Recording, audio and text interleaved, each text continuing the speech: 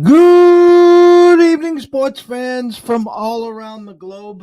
I am your host, Jeff Dawson, East Coast Sports Investors, and this is your closing bell for Monday, May 9th, 2022, as we get closer to open and face off. We get closer to first pitch. Actually, that's a lie. There's two games that have already finished.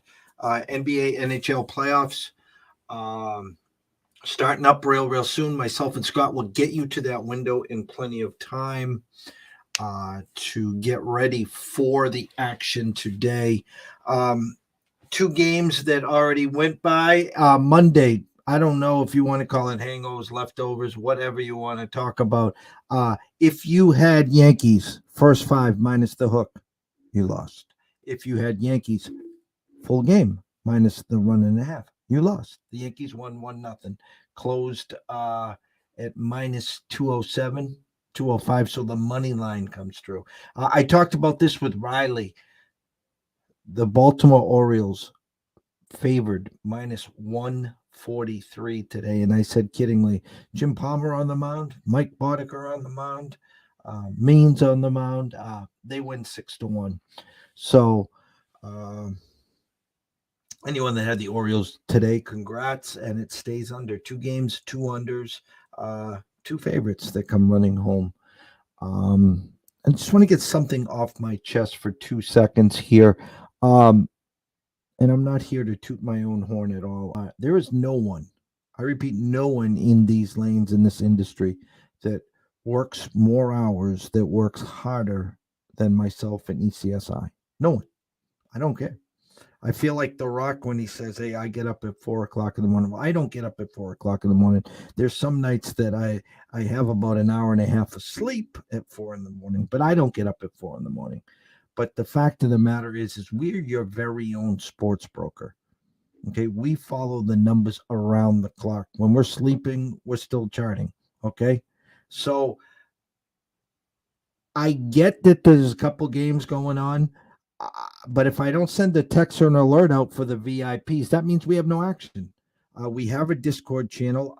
We try to put up as much information as possible. Scott has changed some of his hours, so he's not there and dropping as much information as possible. For me, I put out 2 to 3 shows a day. So if I'm not putting it on the Discord channel, it's live right here. 45 minutes, half hour, sometimes over an hour. There's nothing we don't touch here that doesn't deal with today's games or yesterday's games or what to look for.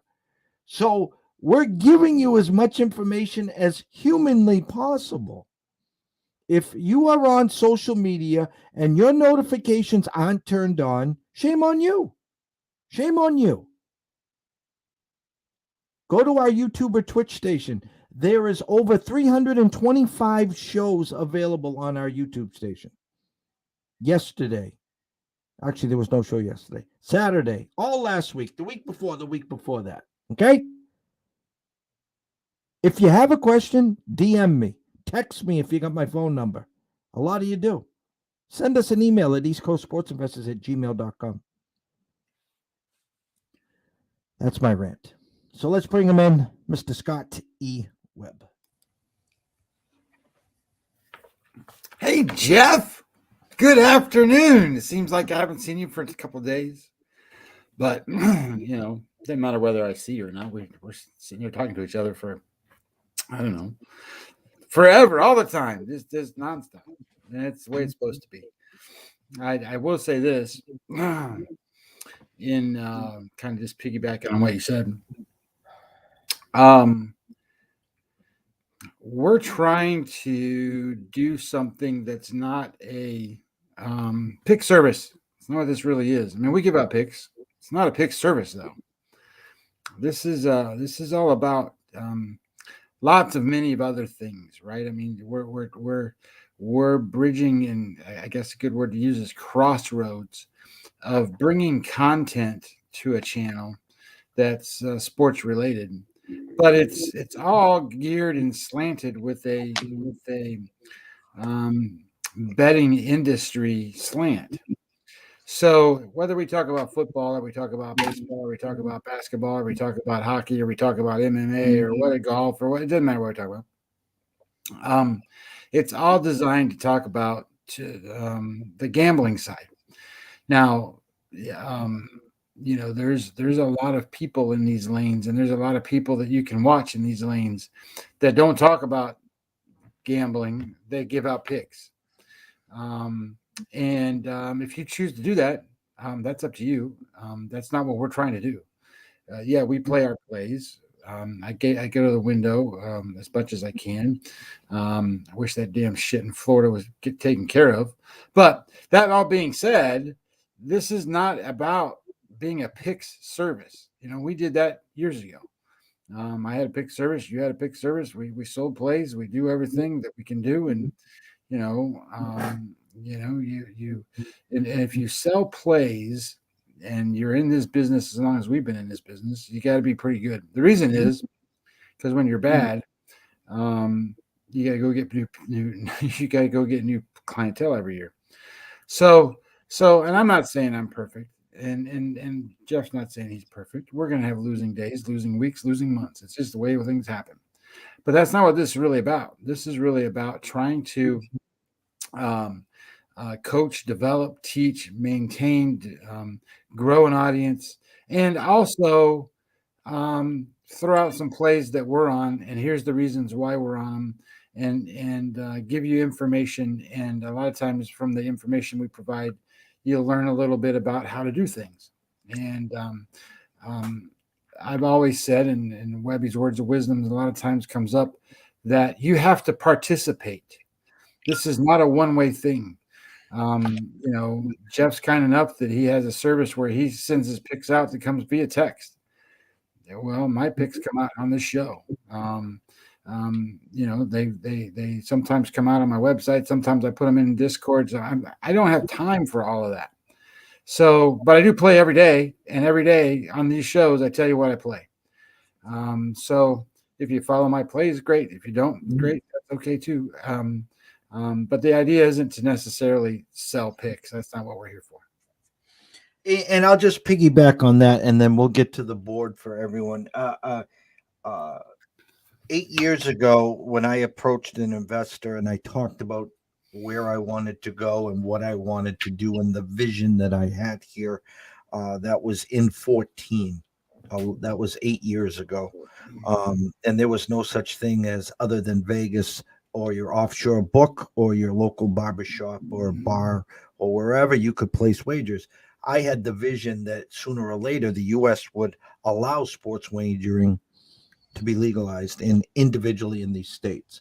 And so what I wanted to do, since my passion is to give back, to give out information on the market itself, not the trends, not the angles, not the logos, not the names on the shirts, but to provide as much information possible to people that wanted to listen.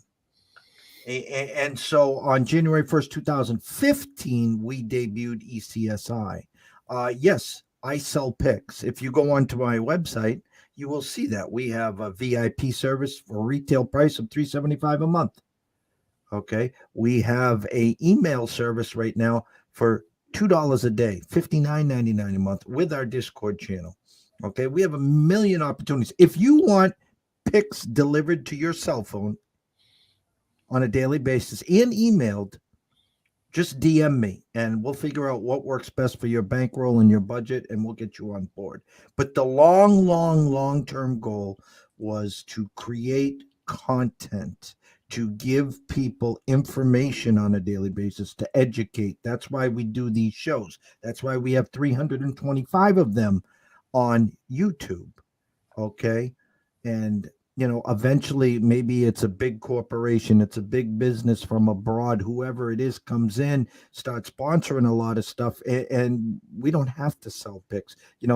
I say I make 13 cents an hour, and I think honestly I probably make about 9 cents an hour. Okay, but someone's got to pay the bills. This information isn't free. These lights aren't free.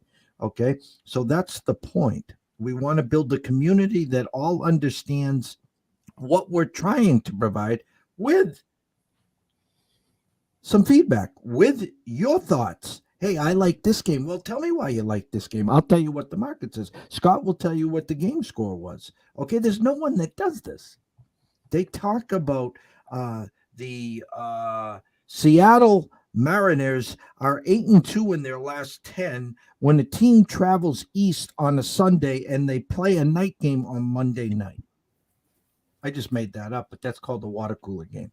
That gives you a reason to bet Seattle. Okay, that's called a carrot. Okay. But listen, I don't want to talk about this anymore.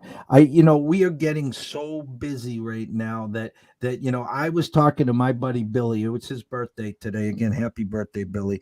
And then we got cut off. He calls me 20 minutes later. I was on the phone for an hour and 45 minutes to people in Vegas asking me, talking to me, potential business deals, the whole 9 yards. So, there was no games that was starting until 7 o'clock that piqued our interest. So with our delivery service, they're in your hands plenty of time. So enough of that, Scott.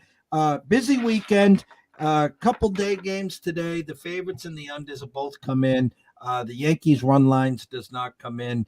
It's a pretty decent board. I have a few games I left on the desk that intrigued me.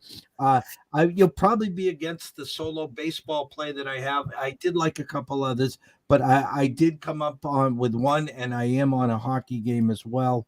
But I'm going to bring up the board for you now, and I'm going to share this with everyone here.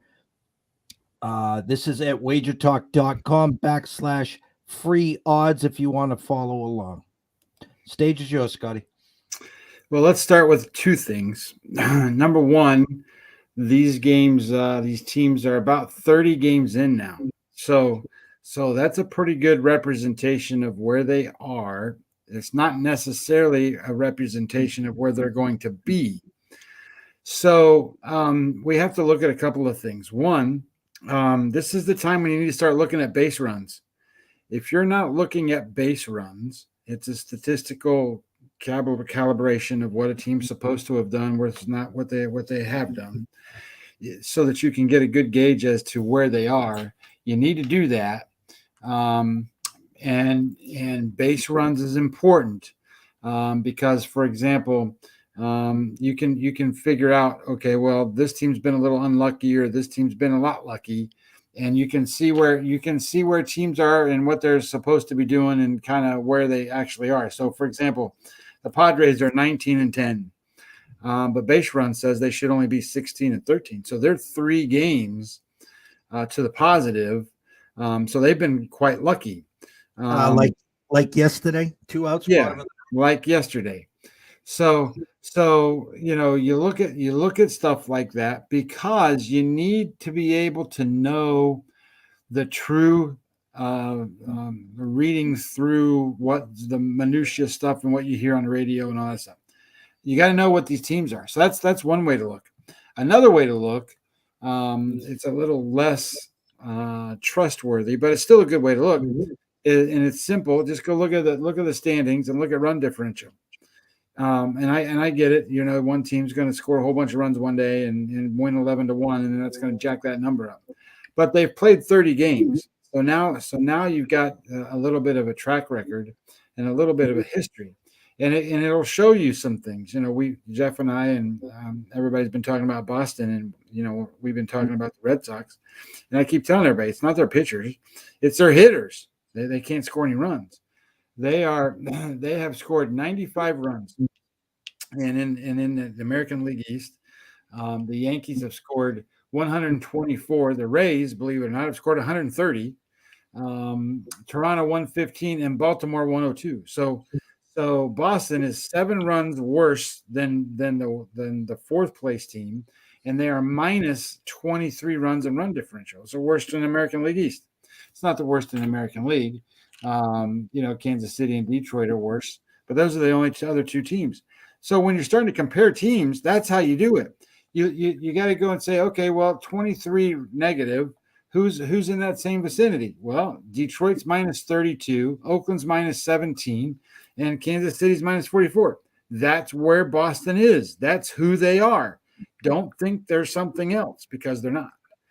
Now they can certainly turn things around and they can get things back. But the point I'm trying to make is that you have enough data now that you need to be looking at these teams for who they are, not what you thought they were. So with that retrospect in mind, I have a couple of different things. So this Los Angeles Dodgers game, Pittsburgh game, I'm not going to go there. The line's too big.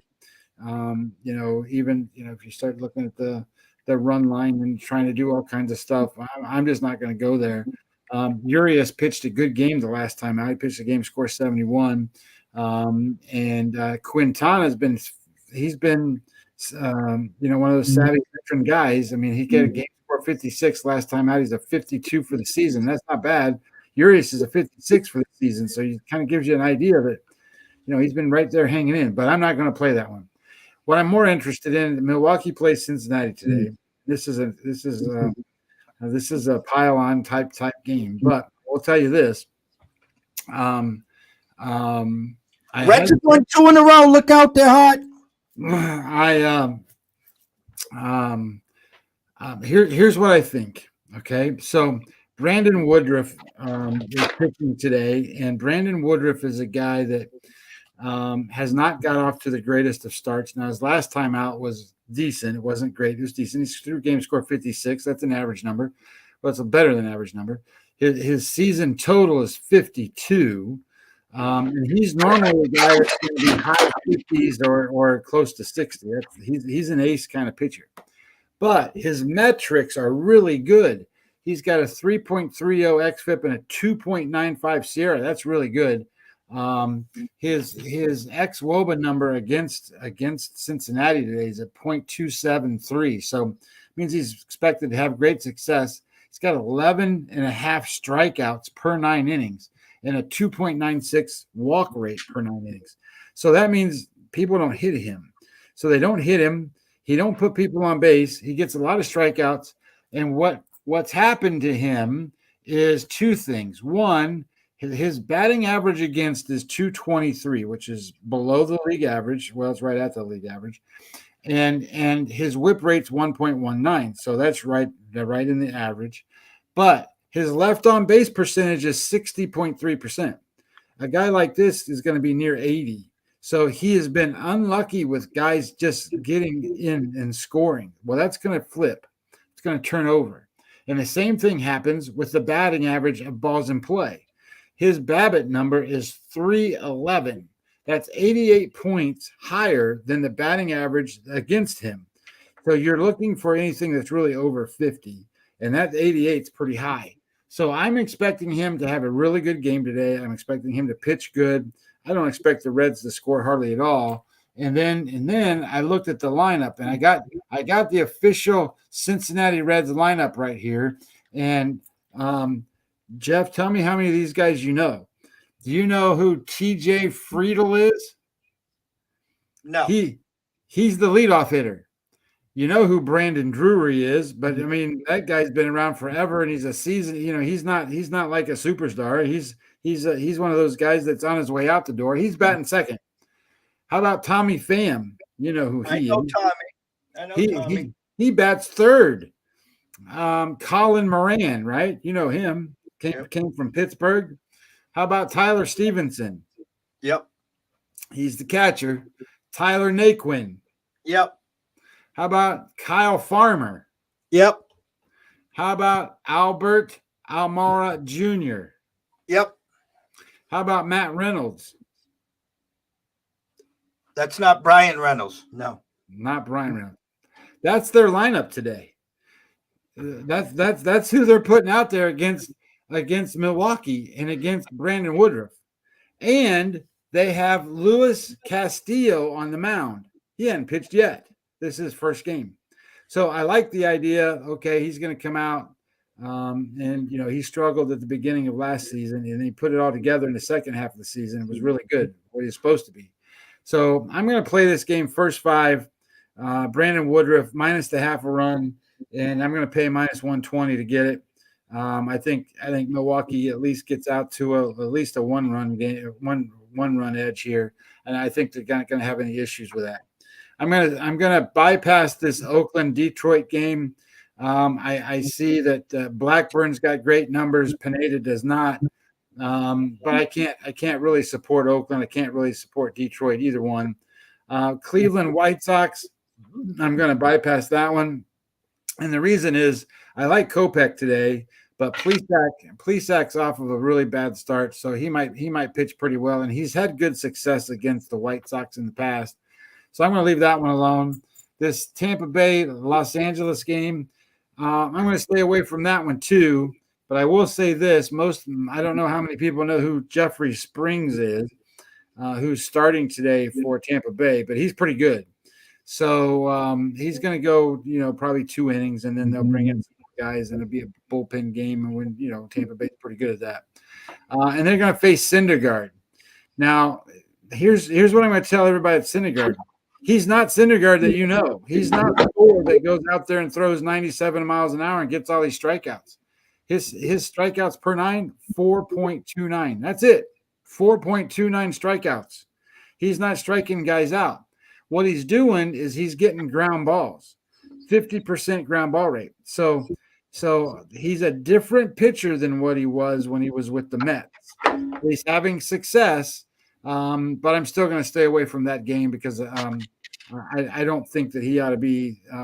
I think the Rays are probably going to play pretty competitive in that game. Hendricks and Gore. I'm going to stay off of that one. I think this might be the last start for Gore, by the way. Blake Snell's supposed to be back, so I don't know what they're going to do. They got a pitching problem where they got 8 million guys in there. They're going to figure out what they got to do with Martinez, if they keep him in there or if they're going to leave Gore in. But here's the next game I'm playing: Miami and Arizona. This is a flip-flop great spot. So I like Miami here. Hernandez, his last time that he pitched was against these Arizona Diamondbacks, and he threw a game score 29. He got smashed. And Castellanos was the starting pitcher for the other side, who threw a game score 69. It's the best game he's probably ever had in his entire life. So this is one of those spots where usually what happens is you get the exact opposite, right? So if one guy does really good, the other guy he's going to do bad this time out. And that's where you can kind of expect Castellanos to do bad. You can expect Hernandez to do well. So I'm going to go with Miami, and Miami is minus 110 today. So I'm going to play that one. And then I'm going to play this next one. This is Philadelphia traveling out to Seattle. And I'm going to play on Ranger Suarez against Flexen. Now, Flexen's been one of these guys that he's been a little bit above average as a pitcher. His game scores of 54 for the season. But Suarez is off a game score 29 too. So I expect him to be pitching pretty well. Seattle hasn't really seen him. But when you start to look at their metrics, 4.80 for Sierra number for Suarez. And that's not very good. He's a better pitcher than that. Flexen, 4.78. And he's not a better pitcher than that. He's a soft tosser that gets hit a little bit. So I like the idea that Philadelphia can rack this up, and plus Seattle's not hitting the ball at all. Arizona's still the only team in Major League Baseball that's still under 200 as a team batting average. And that Colorado-San Francisco game, I'm going to leave that one alone. I think Gomber pitches a pretty good game here, and I think it's going to be a tough one Rodon's going to pitch well, but I still think it's going to be a little bit more difficult than what that number shows. First and foremost, in the NBA, Celtics down 2-1. The Time Lord Robert Williams is out tonight, and I haven't seen a line move yet because he's out. I can say this: there's a few outlets that are saying this line opened at 3, went all the way down to 1. The line opened at 1 or 1.5, and it stayed that way. There is money trickling in on the Celtics today to even this series. Jason Tatum couldn't throw it in the ocean in game 3. They lost. Jaylen Brown couldn't throw it in the ocean game 1. They lost. Everyone's expecting a bounce back. For the VIPs, we have a plus 130 on the Celtics to win the series. I was going in on the Celtics tonight. I've backed off. This was prior to the Time Lord being out. I think they bounce back. I do think they win, but I don't think we need to get in there. The actual value would be on Milwaukee to hold serve here. The defending champs, you're getting them probably at around minus 122 right now on the money line. So backed off there. Memphis Golden State, as me and Riley talked about on the breakfast bankroll, opened at 9, went right to 10. Everyone knows Ja Morant is out for the regular season. Memphis was some kind of crazy, like, I don't know, 20-5 without Ja. But this is Golden State. This is the playoffs. I'm not biting. Tough for Golden State to win by 30 and then come back and cover a double digits, but I'm not finding out myself there. The two games that have already started, I kind of knew you'd be on the Castillo and Woodruff. I looked at it. I really did. I don't know which Castillo you're going to get, first of all. Second of all, does he throw 40, 50, 60 pitches? When he's on, he can get you to the fifth inning, maybe even the sixth inning, and when he's not on, he's everywhere. And I do remember the last couple of years, he's shown flashes early. I just don't know what you're going to get. I backed off there. I left Miami on the desk. If you had Miami yesterday, you really need to go back to them again today. They're in a good spot. It was just Alfaro 3-run homer. Thanks for playing. Walk off yesterday there. I too liked Gore in San Diego. First 5 minus the hook. 9:40 game. I think ESPN or someone's covering it. I backed off. We've talked at length, Scotty, which Hendricks is going to show up. I think it's a good spot for San Diego. I'm just going to back off there. San Fran Gomber, listen, we all have talked about Rondon. There's no way I can get into that game. I think DraftKings gives you an option, first 5 minus a full run, so you'd need to win by a safety or more. I'm staying away from there. Scott, excuse me. I initially liked Oakland today. I liked the spot with Blackburn. I really did. And then I started doing more and more research, and then I started respecting the minus 140, which is now 118. When we talked about it and released it around minus 114, I think it was at Circa. I know Correa's out, obviously. I flipped it. I trust and respected the opening number there. A lot of people on social media are on Oakland today. Looks like the public trendy dog, so I backed off. I like the Tigers today with Pineda in that spot. I did like Kopech.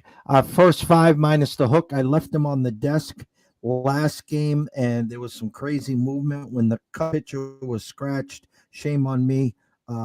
I left it alone again today. White Sox rolling 6 in a row. Just swept the Red Sox, but they're traveling home. And sometimes there's a little flat game here. They get home late last night.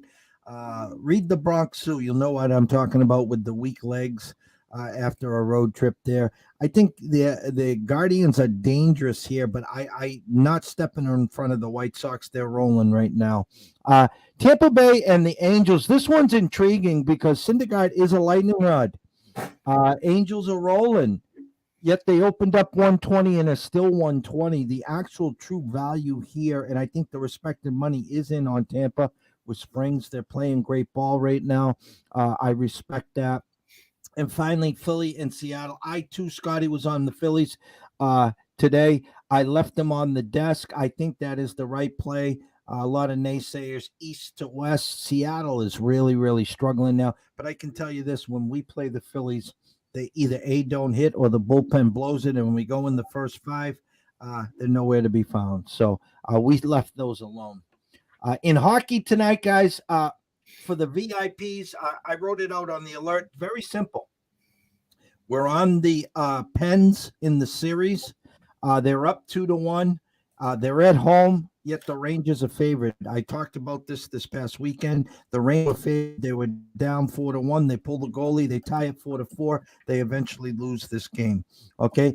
I think the Vegas is still sticking with the Rangers to even this series. We're up 2-1. I like the Rangers tonight. I call it a free swing. If we lose the unit, well, guess what? You're up 3-1 in the series, and it's just a matter of when do you cash that ticket, so it would be an even wash then. Florida in a must-win. I'm just going to tell you this, guys. Talking to a few people, they think Washington's dangerous again here today. I think it goes over the 6.5. These games have been flying on the overs. and if Florida gets down early, they were able to regular season bounce back, but this is the playoffs. Washington's been there before, so I think the Panthers win. I couldn't get in there. If you wanted to sneak in a regulation spot or something, first period, go ahead. I'm just telling you from what I'm hearing, Washington is a very dangerous dog today. I talked about the Rangers, Pittsburgh, Colorado. Listen, if Colorado wants to win today, they're going to win today. Simple. They're going to sweep them, move on, sit, rest, and wait for the next round. If they want to take care of business at home, Nashville gets out early. Hey, guys, we'll catch you game 5. So I stayed away there. And Calgary, now down 2-1, yet favored 160. I expect the bounce back. Dallas is no joke at home, and they're playing great hockey. I respect that. I think Calgary finds a way to win again. I couldn't get in there though. Maybe one of these two dogs that are up 2-1 shock the world and go up 3-1. But I passed. It's going to be a good night to sit back and enjoy these games. Closing thoughts, Scott. I talked a little bit about, it's 30 games in and what we need to be looking at to gauge some of these teams. And I'm going to give you one other thing. Do not look at defensive runs saved. I know that's a metric that everybody likes and everybody wants to look at it and everybody wants to tell you how great teams are because of the defensive runs they saved. That's not necessarily how you measure a defense. I would tell you, if you were to measure the range of those guys, the balls they get to, you will be able to do a better job of understanding what defense in Major League Baseball is all about. You got to go get the ball, and the teams that are on the bottom of the range category are the Braves, the Royals, the Reds, and the White Sox. All teams that you would think are in that spot, right? I mean, the Phillies are 24th, the Rockies 25, the Giants 26. But at the same time, when you start to think about some of those things, the Reds, they're minus 20 defensive runs saved, and they are 29th in the measurement of how many balls they can get to. Think about it this way. The playoff teams, the teams that make the World Series, the teams that are at the end, none of them, not one of them are bad defensive teams. None. They all can go get the ball. They all have range to get to the ball. So your number one right now, Milwaukee Brewers. The Diamondbacks are playing good. The Rays are up there. The Guardians, the Angels, they're all up there. The Padres, the Cubs. That didn't mean that the Cubs are going to stay up there, but that's where they are. The Dodgers, the Astros, those are the teams that, with the idea that balls are hit, they can go get them and they can make the outs, right?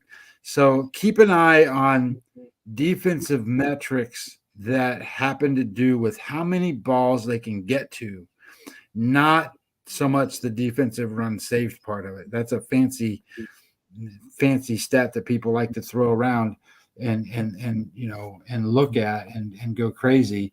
The number one, for example, here, the number one team in defensive runs saved is the Miami Marlins. Sorry. They are 17 games. The Astros 22. They're 13th. And then the Miami Marlins 17th. They're 15th. They're 15th on the range list. So what does that mean? Well, that means that they certainly make the outs they're supposed to make, but because of the range limitations, they don't get to balls other teams do. And that could be a hidden metric that keeps and prevents teams from actually turning that corner. I worry about the Blue Jays. They're down there at 22. Teams like that. You have got to be a good defensive team to make the playoffs and to make the whole 162, because you got to get the ball and you got to make the out. So anyway, just those are three different things I just gave out today that you probably never thought of even looking at. And that will give you a better introspect of what the team is and how good they are, as opposed to just, the starting pitcher, or, you're looking at who hits what and whatever. For me, as Scotty said, we're a full month in now in baseball. And for some of you that think that the season is over for a lot of these teams, well, it might be. Just go back a couple years ago to the Nationals. Look at their record at the end of May. Go back and look at the Braves' record. Okay, the season isn't over for some of these bad teams that are playing bad right now. There'll be some adjustments. Maybe there's some kids that will be brought up sooner than later. Maybe there's some injuries amongst the divisions. I don't know. There's 162 games. It's a marathon. It's the longest season for any sport. And for you guys that are wagering on these games and living off the edge of every wild pitch, every walk-off. Listen, I'll tell you this. Anyone that's an ECSI VIP, I'm not exaggerating. We've had at least 12 or 13 games already taken away from us. And even if we had won half of those, we'd be doubling where we are for our output in the last month. But it's a grind. And we didn't have the Marlins last night, thank God. Okay. We did have the Jays in our action parlay that had the lead and gave it up again in the bottom of the eighth yesterday. With Manoah started the game. He wasn't that effective. But the fact of the matter is it's baseball. Yes, there's no crying in baseball. It's just like having an NBA game where the guy misses 2 free throws and the other team walks off and it's a meaningless 3 and you don't cover or the game goes over. Okay, that happens in all the sports. But my point is if you're already frustrated and ready to wave the white flag and say, I'm going to wait till August when football comes in September because I'm going to crush him. No, you're not. That's a myth. You're not. So take a step back, maybe cut your units in half, maybe take a breather. Maybe say, you know what? I'm okay. Quarters and halves are okay. I don't need to put $1 on every play or whatever your unit sizing is. Okay. Let's wait till we get on a roll. Some of us on the VIPs did have a winning week. We were up 1.75 going into yesterday. The Red Sox on Saturday cost us with a 1-0 lead heading to the ninth. Okay. I could go on and on and on. I was looking back at our last 9 games. We should be 8-1 in baseball instead of, I think the exact number was, 5-3-1 or something stupid. But those games add up. They're not forgotten. Because everyone remembers the losses. You don't remember the walk-off wins, though. You expect to win those. So it's a cruel world that we live in. And listen, you just need to tighten up. That's all. Tighten up. Tonight, there's a great slate. You got hockey playoffs. You got NBA playoffs. You got a decent MLB slate as well. So have some fun with it. It's the first day of the week. There's no need to go run into the window and play in 4, 5, 6, 7, 8, 9 games today. Okay? Grab a unit or 2, win, turn the page, and get ready for Tuesday. With that, want to thank everyone that watched the show. If you are not subscribing to our YouTube or Twitch channel, please go over to East Coast Sports Investors. Hit the subscribe button. It's free. Smash the like button. Tell a friend. Tell your cousin. Tell a neighbor. Whoever wants to listen. If you are wagering tonight, please do it responsibly. If you do have a problem, pick up the phone. There's an 800 number. Ask for help. Why? Because myself and Scotty care. We want to see you here today, tomorrow, next week, next month, through 2022 and beyond. From myself, Jeff Dawson at EC Sports Invest, from Scotty Webb at Webby20 MLB, we wish everyone a blessed evening. Have some fun with the games, and we will see you in the morning.